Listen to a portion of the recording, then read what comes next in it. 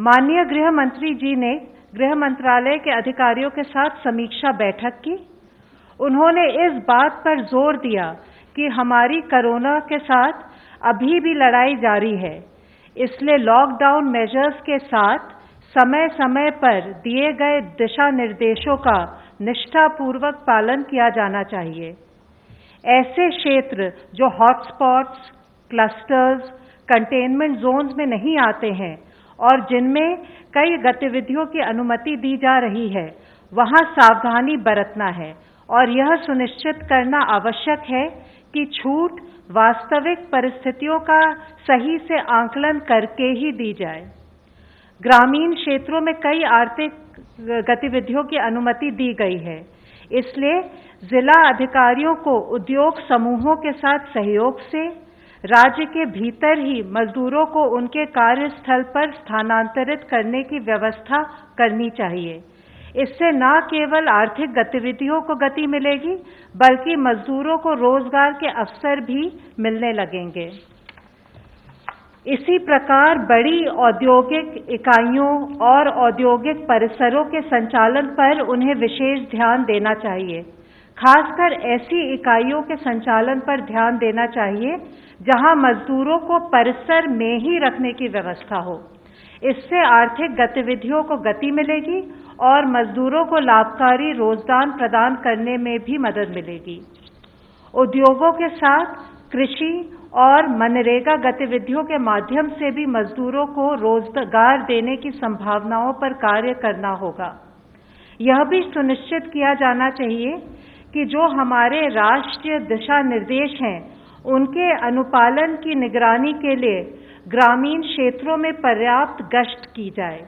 जिलाधिकारी निगरानी के लिए पुलिस, पंचायत अधिकारियों का, राजस्व अधिकारियों इत्यादि का सहयोग ले सकते हैं। इसी प्रकार वे मजदूर जो राहत शिविरों में रह रहे हैं, उनके लिए उपलब्ध सुविधाओं का, जैसे भोजन की गुणवत्ता आदि पर अधिक ध्यान देना चाहिए। यद्यपि स्थिति चुनौतीपूर्ण है, लेकिन इस प्रकार के मुद्दों को संबोधित किया जा सकता है। राज्यों को यह भी सुनिश्चित करना जरूरी है कि अब जब मेडिकल टीमों के माध्यम से सामुदायिक परीक्षण यानी कि कम्युनिटी टेस्टिंग की जा रही है, तो मेडिकल टीमों को पर्याप्त सुरक्षा देनी चाहिए। इसी प्रकार यदि सामुदायिक परीक्षण के लिए जाने से पहले समुदाय के जिम्मेदार नेताओं को शामिल करके शांति समितियों को सक्रिय किया जाए, तो काम सुचारू रूप से किया जा सकता है। इसी प्रकार के प्रयास से कोविड-19 के परीक्षण, उपचार और अन्य संबंधित पहलुओं के बारे में जो लोगों को जागरूक बनाकर उनमें फैली भ्रांतियों को दूर करना है, उसमें हमें मदद मिलेगी। माननीय गृह मंत्री जी के निर्देशानुसार गृह मंत्रालय ने प्रवासी मजदूरों की राज्य के भीतर आवाजाही के लिए एक एसओपी आज जारी किया है, जिससे कि वो जो अनुमति प्राप्त आर्थिक गतिविधियां हैं, उसमें रोजगार के लिए सुचारू रूप से जा सके। इस आवाजाही में सोशल डिस्टेंसिंग इत्यादि का सख्ती से पालन किया जाना है। सभी राज्य सरकारों को और केंद्र शासित प्रदेशों को इस एसओपी के क्रियान्वयन के हेतु निर्देश दिए गए हैं। धन्यवाद। ICMR representative please. हमने अब तक 3,86,791 टेस्ट किए हैं, 3,86,791। उनमें से कल के दिन में 37,173 यानी 37,173 टेस्ट हुए। उन टेस्टों में से 29,287 टेस्ट, अब ये लैब की संख्या हर रोज तो बढ़ते जा रही है, 194 लैब्स ICMR नेटवर्क में हैं, उनमें हुए। 7,886 ये प्राइवेट सेक्टर में कल काफी ज्यादा टेस्टिंग में इम्प्रूवमेंट हुआ है, 82 लैब्स में हुआ है। Health ministry representative please. अब तक 2,231 people they have been cured, and which takes our percentage of people who are cured is to 14.19%. कल से टोटल अब तक 1,334 केसेज नए आए हैं और टोटल कन्फर्म केसेस की संख्या 15,712 है। लास्ट 24 आवर्स में 27 नई डेथ रिपोर्ट हुई हैं, which takes our total death toll to 507 death so far. जैसे कि मैंने आपको कल भी बताया था, माहे इन पुडुचेरी और कोडगु इन कर्नाटका में पिछले 28 दिनों से कोई केस नहीं आया है। इसके साथ ही अगर आज का डेटा देखें तो 54 ऐसे एडिशनल डिस्ट्रिक्ट्स हैं beside the 2 above districts in 23 states and union territories जहां पिछले 14 दिनों से कोई केस नहीं आया है। इसमें 10 नए डिस्ट्रिक्ट्स इंक्लूड हुए हैं।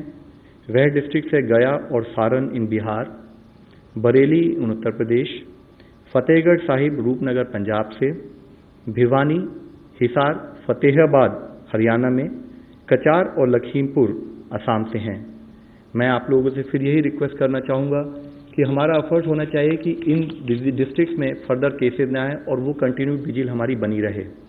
इसके साथ ही वैक्सीन और ड्रग टेस्टिंग से संबंधित साइंस के फ्रंटियर्स पर काम करने के लिए आज एक हाई लेवल टास्क फोर्स का गठन किया गया है। इसके को चेयर मेंबर नीति आयोग और principal scientific adviser to government हैं। इसके अलावा इसमें AYUSH, ICMR, department of science and technology, biotechnology, CSIR, DRDO, director general of health services और ड्रग कंट्रोलर भी इसके मेंबर्स हैं। इस टास्क फोर्स का मुख्य उद्देश्य अकेडमिया, इंडस्ट्री और जो इंटरनेशनल एफर्ट्स हो रहे हैं उनको इनेबल करना, उनको फर्दर स्पीड अप करना है।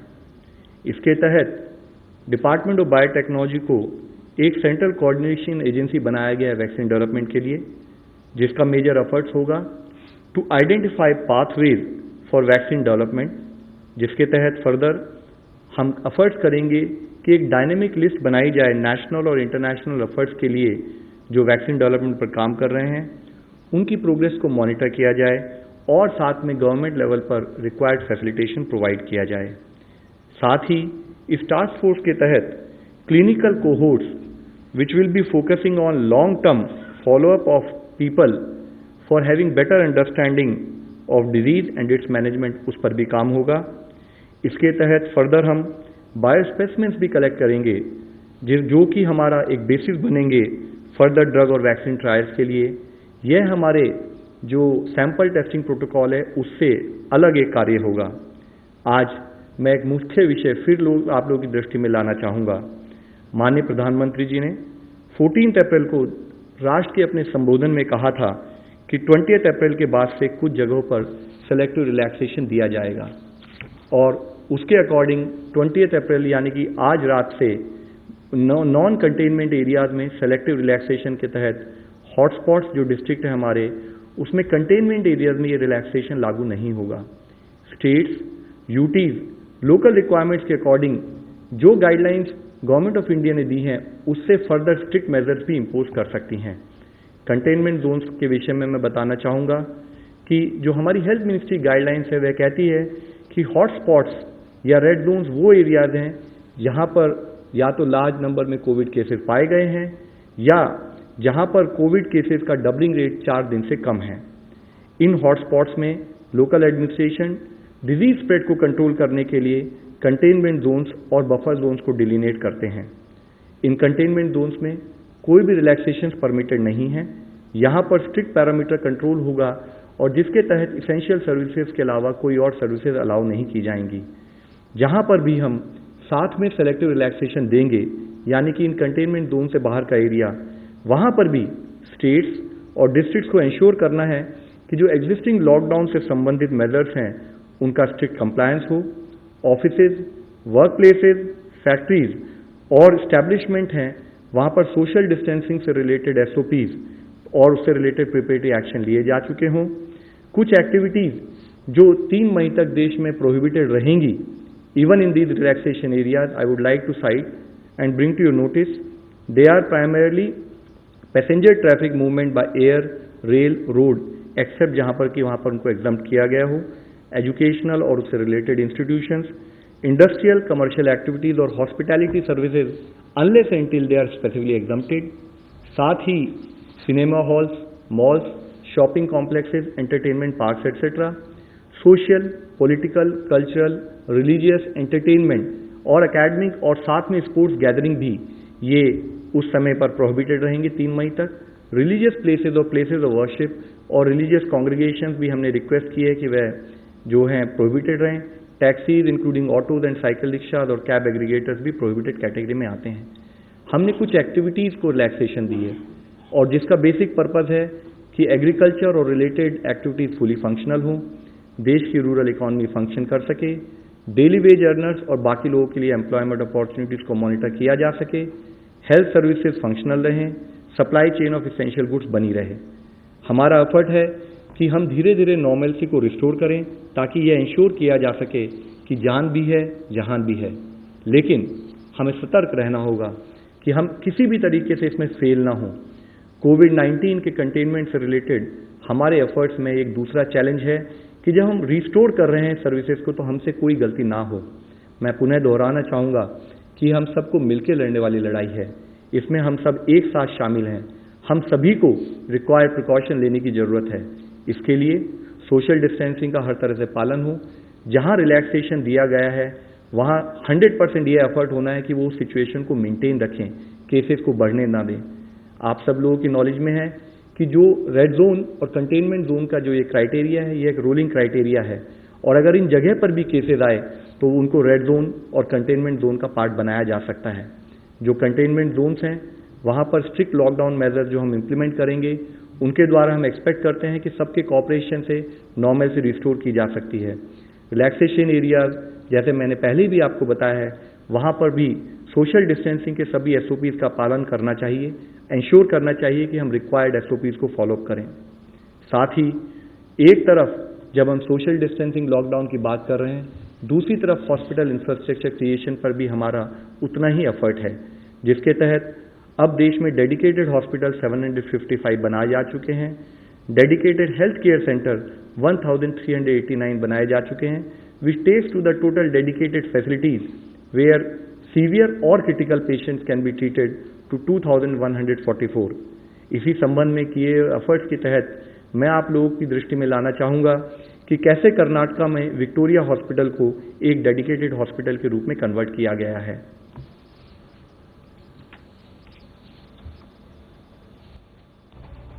कर्नाटक राज्य सरकार का विक्टोरिया हॉस्पिटल जो बेंगलोर मेडिकल कॉलेज से एफिलेटेड है, दक्षिण भारत में उत्तम चिकित्सा के लिए जाना जाता है। ये अस्पताल 1901 में शुरू हुआ। ये अस्पताल उस वक्त के शाही घराने वाडियार परिवार की पहल थी जब बेंगलुरु प्लेग जैसी महामारी से जूझ रहा था। ये अस्पताल उस वक्त लोगों की जान बचाने में कामयाब रहा और अब जैसे इतिहास खुद को दोहरा रहा हो। ये अस्पताल कोविड-19 के इलाज के लिए चिन्हित किया गया है। इस अस्पताल में विशेष इलाज के लिए अलग शाखाएं हैं और यहाँ का इमरजेंसी और ट्रॉमा सेंटर कोविड-19 वार्ड में तब्दील कर दिया गया है। इस वार्ड में 500 से अधिक बेड्स अत्याधुनिक सुविधाओं से लैस हैं। विक्टोरिया अस्पताल के कोरोना वॉरियर्स यहाँ की डीन डॉक्टर CR जयंती और उनकी टास्क फोर्स जो दिन रात यहाँ कोरोना के खिलाफ मैदान संभाले हुए है। First and foremost, we formed a COVID task force team and set up various committees to look out all the logistic details. And most importantly, we started with the sensitization programs for our healthcare professionals. These sensitization programs include donning and doffing of the personal protective equipment, which is the most important part to keep them safe. Number 2, we discuss the treatment protocols, and number 3, we also discuss the ICU treatment protocols. इस अस्पताल के corona ward में beds के साथ ventilators और oxygen की पूरी व्यवस्था है। जैसे ही इस वार्ड को कर्नाटक सरकार ने कोविड वार्ड घोषित किया, यहाँ के मेडिकल स्टाफ, डॉक्टर्स और अन्य मेडिकल कर्मचारियों को विशेष ट्रेनिंग दी गई। उन्हें PPE के इस्तेमाल, कोरोना मरीज के सर्वेलेंस और डिजिटल टेक्नोलॉजी के जरिए ट्रेनिंग भी दी गई। अस्पताल के एफिलेटेड कॉलेज में एक कंट्रोल रूम बनाया गया है। यहाँ से सीधा अस्पताल में कोविड वार्ड के मरीजों पर नजर रखी जा सकती है। डॉक्टर्स की एक टीम इस कंट्रोल रूम में कोविड वार्ड पर नजर रखती है और मरीजों से बातचीत भी करती है। This is the main war room, what we call it is war room. So we'll be coordinating with the doctors who are working inside the zone. I mean where the patients are. So we'll not be going there. 1 week, one shift of doctors will go there. They will stay there in a separate building. They will not come out for that 1 week. And we can also do video conferencing with the doctors inside. So any senior staff can come here, do video rounds. And any psychiatry counseling for the patients, if patient gets agitated, depressed during the course of 2 weeks, can be counseled from here itself. अस्पताल में कोविड-19 से पीड़ित मरीजों को अलग अलग zone में रखा जा रहा है और उनकी जरूरत के मुताबिक उन्हें अलग श्रेणी में बांटा गया है। वायरस पीड़ित मरीजों से कम एक्सपोजर हो, इसलिए विशेष इंक्यूबेटर बनाए गए हैं ताकि डॉक्टर संक्रमित न हो। इसके अलावा इन वार्ड्स में रोबोटिक टेक्नोलॉजी के इस्तेमाल से मरीज को दवा और खाना पहुंचाने की तैयारी हो रही है। अस्पताल में मौजूद लैब भी पूरी तरीके से अत्याधुनिक सुविधाओं से तैयार की गई है। हालांकि बेंगलुरु हॉटस्पॉट घोषित होने के चलते इस अस्पताल में शहर के अलग अलग हिस्सों से आए मरीज यहां इलाज करवा रहे हैं, लेकिन विक्टोरिया अस्पताल राज्य के दूसरे जिलों को भी मेडिकल सपोर्ट उपलब्ध करा रहा है। ऐसे में विक्टोरिया अस्पताल देश भर में कोविड-19 के खिलाफ चल रहे युद्ध में अपना योगदान दर्ज कर कई जिंदगियां बचाने के प्रयास में एक अहम भूमिका निभा रहा है। हमने इससे पहले भी आप सबसे कहा है कि मास्क और फेस कवर का यूज एक बैरियर के रूप में काम करेगा, पर्टिकुलरली जहां डेंसिटी पॉपुलेशन ज़्यादा है और साथ में जब हम लोगों से इंटरेक्ट करते हैं। यह बैरियर हमें एक एडिशनल प्रोटेक्शन देता है। इससे रिलेटेड गाइडलाइंस बोथ मास्क और फेस कवर के लिए ऑलरेडी इशू की जा चुकी हैं। गृह मंत्रालय की जो डायरेक्शन है उसमें भी कहा गया है कि wearing of face cover is compulsory in all public and work places. इस संबंध में माननीय प्रधानमंत्री जी और उनकी अपील के तहत हमारे देश के क्रिकेटर की एक अपील भी मैं आप लोगों की दृष्टि में लाना चाहूँगा।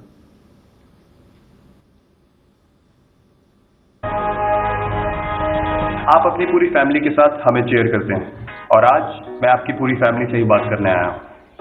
टीम इंडिया का हिस्सा होना एक बहुत गर्व की बात है, पर आज एक उससे भी बड़ी टीम बनने जा रही है, टीम मास्क फोर्स। नहीं समझे? जैसे हमारे प्रधानमंत्री ने कोरोना वायरस से लड़ने के लिए तरह तरह के टास्क फोर्स बनाए हैं, उसी तरह हम 130 करोड़ हिंदुस्तानियों को भी अपने घरों में कोरोना वायरस के खिलाफ बना लिया एक मास्क फोर्स।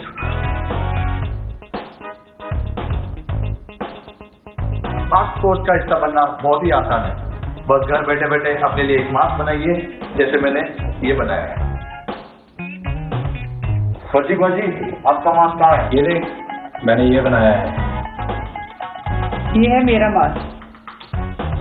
और घर के बाहर इस मास्क को हमेशा पहनना है।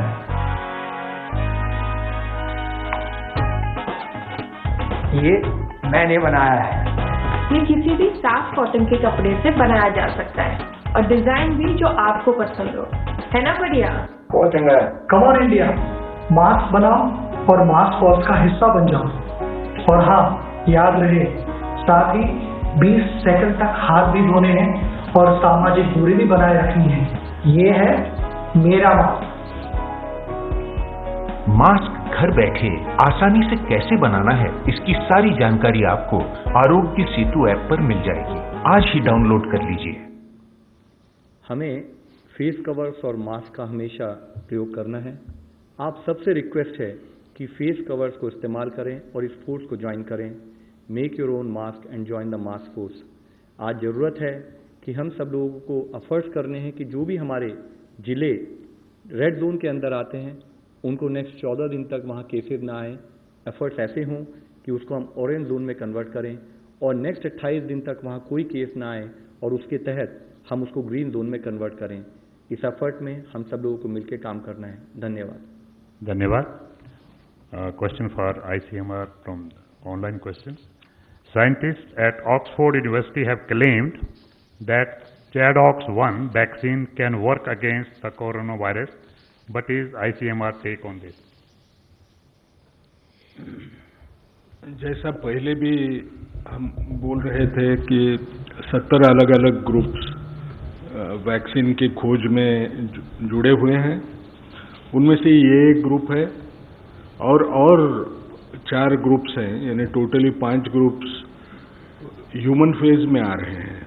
यानी एनिमल स्टडीज पास कर चुके हैं, एनिमल को कुछ होता नहीं साइड इफेक्ट करके मेजर, और उसका असर यानी जो एंटीबॉडीज डेवलप होना है वो दिख रहा है, इससे वो आगे जा रहे हैं।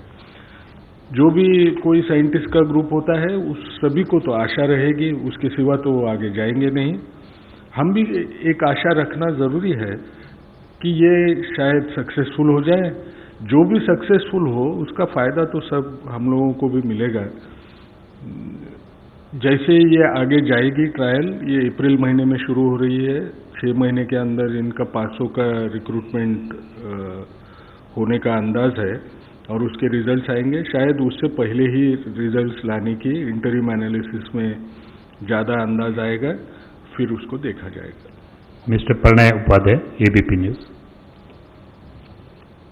लवकड़ा साहब, मेरा सवाल आपसे है कि जो रिलैक्सेशन दिए गए हैं, तो अगर आप एक फिगर बता पाएं कि कंटेनमेंट जोन का जो आपने पिछला फिगर दिया था हॉटस्पॉट्स का, वो क्या उसमें वेरिएशन आया है, और जिन भी जगहों पे ये रिलैक्सेशन दिए गए हैं उसके लिए क्या आधार और क्या आकलन लिया गया है, और जिन एरियाज में रिलैक्सेशन दिए गए हैं खासतौर पर कामकाज को लेके, उसमें जो लोग काम करने के लिए जाएंगे उनके टेस्टिंग को लेके या उनकी सुरक्षा को लेके आम आदमी लोग कैसे आश्वस्त हो सकते हैं, इसको कैसे सुनिश्चित किया जाएगा? सर, जैसे कि इससे पहले भी हम लोगों ने डिस्कस किया है, हमारा criteria for identification of red hotspots या रेड जोन डिस्ट्रिक्ट ये है कि जहां पर केसेस अधिक संख्या में हैं या जहां पर डबलिंग रेट 4 दिन से कम है। इसके तहत हमने स्टेट्स को ऑलरेडी आदेश दिए हैं। उस आदेश के तहत हमने कहा है कि आप अपने केसेस को एनालाइज कीजिए, क्योंकि केसेस एक डायनेमिक, एक रोलिंग नंबर है और उसके बेसिस पर स्टेट रेगुलर बेसिस पर उन जिलों को ऐड करते रहेंगे। विद इन दोज डिस्ट्रिक्ट्स जो हमारे रेड जोन में आएंगे या जिसको हम हॉटस्पॉट कहेंगे, वहां पर क्लस्टर कंटेनमेंट या आउटब्रेक कंटेनमेंट प्रोसेस के तहत वह कंटेनमेंट एरिया डिफाइन करेंगे और उस कंटेनमेंट एरिया में बिना रिलैक्सेशन के इसेंशियल एक्टिविटीज, इसेंशियल कमोडिटीज और सर्विसेज के अलावा वहां पर वो सारी जो सर्विसेज है वो स्थगित रहेंगी। Regarding essential services, health services और जो हमारे फूड और उससे रिलेटेड सर्विसेज, जैसे कि हम लॉकडाउन की स्थिति में भी रहे हैं, वह सब जारी रहेंगी।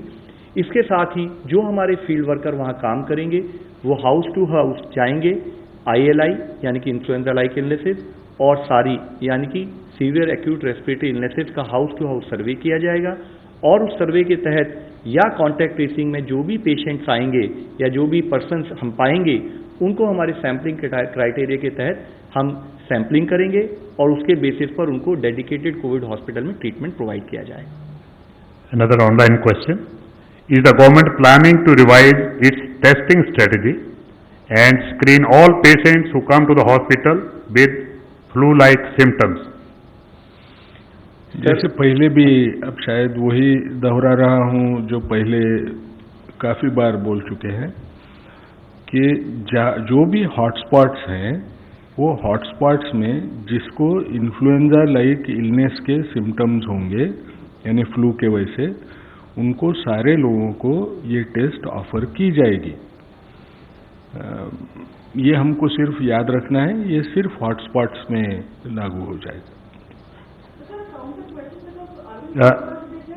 I think Kamal, just we are going one by one. Just wait for your turn. Just wait for your turn. We will answer you. Take your question also. Just wait for your turn. Nitendra from Doordarshan News. Sir, मेरा सवाल यह है कि large संख्या में पुलिसकर्मी positive हो रहे हैं, संक्रमित हो रहे हैं। इसके अलावा आज दिल्ली में भी देखा गया कि जो डिलीवरी कर रहे हैं या फिर जो खाना बांट रहे हैं डोर टू डोर, वो भी संक्रमित हुए हैं। तो क्या ऐसे लोगों के लिए कोई प्रोटोकॉल होगा, कोई दिशा निर्देश होगा या उनकी सुरक्षा को लेकर खासतौर पर पुलिसकर्मी क्या कदम उठाए जा रहे हैं?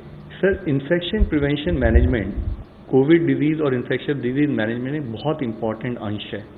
जैसे आपने आज भी पूछा है और इससे पहले भी हम लोग आप लोगों की दृष्टि में लाते रहे हैं, हमारे लिए जरूरी है कि जो भी फील्ड वर्कर है उसको फील्ड साइट पर प्रॉपर्ली ओरिएंट किया जाए और उस ओरिएंटेशन के तहत उन्हें काम करना चाहिए।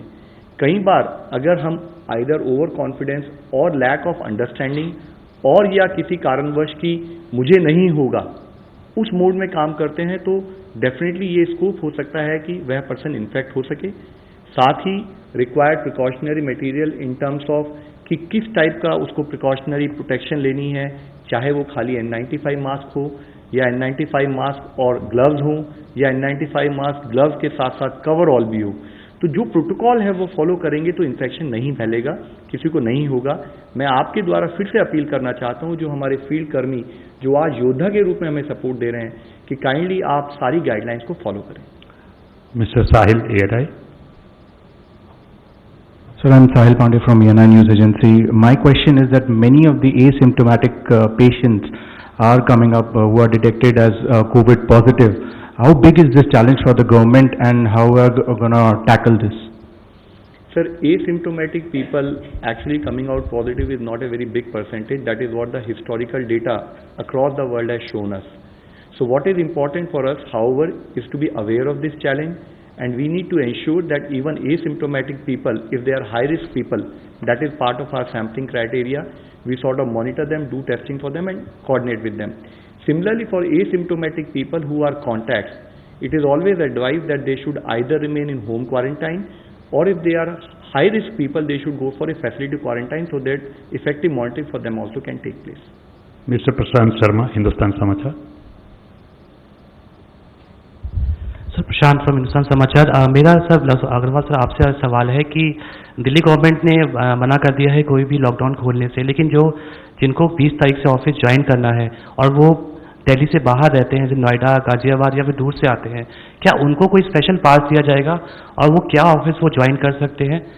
ये आपसे था। सेकंड सवाल ICMR से ऐसा कि जैसे कुछ एसेंशियल सर्विस तो खोला जाएगा, चाहे इसमें प्लम्बर्स हो या इलेक्ट्रीशियंस हो, तो जो कस्टमर्स बुलाएंगे क्या वो कुछ It is not related to ICMR, this is different from the MHA, so just take your one question only for the health, please. Sir, as far as the guidelines are concerned कि हम field पर कैसे काम करेंगे, हमने आप लोगों को बताया है कि जो हॉटस्पॉट्स है उसमें कंटेनमेंट जोन डिफाइन की जाएंगी और उन कंटेनमेंट जोन में एक्सेप्ट फॉर एसेंशियल सर्विसेज कोई सर्विसेज लागू नहीं होंगी। साथ में हमने ये भी कहा है कि स्टेट गवर्नमेंट्स उनके हित में है और वो सक्षम है कि अगर वो चाहें तो इसके अलावा एडिशनल रेस्ट्रिक्शन वो इम्पोज कर सकते हैं। तो अगर स्टेट अपने असेसमेंट में ये चाहते हैं कि हमें additional restriction besides restriction which are already defined by government of India वो इम्पोज करना चाहें, बिकॉज फील्ड लेवल पर they are more equipped, they are more aware कि उनको किस टाइप के एडिशनल एक्शंस की जरूरत है, तो हमारे बताए एक्शन से ज़्यादा वो ले सकते हैं। इस केस में अगर वो कोई एडिशनल रेस्ट्रिक्शन करते हैं तो कंटेनमेंट जोन में जो उनकी इंस्ट्रक्शन है वो लागू होंगी। साथ ही अगर किसी पर्टिकुलर एरिया में एज पर नॉर्म्स गृह मंत्रालय या स्टेट गवर्नमेंट की डायरेक्शंस के तहत अगर कोई ऑफिस खुलने हैं तो उसके लिए रिक्वायर्ड फैसिलिटेशन स्टेट लेवल पर और डिस्ट्रिक्ट लेवल पर कंसर्न DMs करेंगे।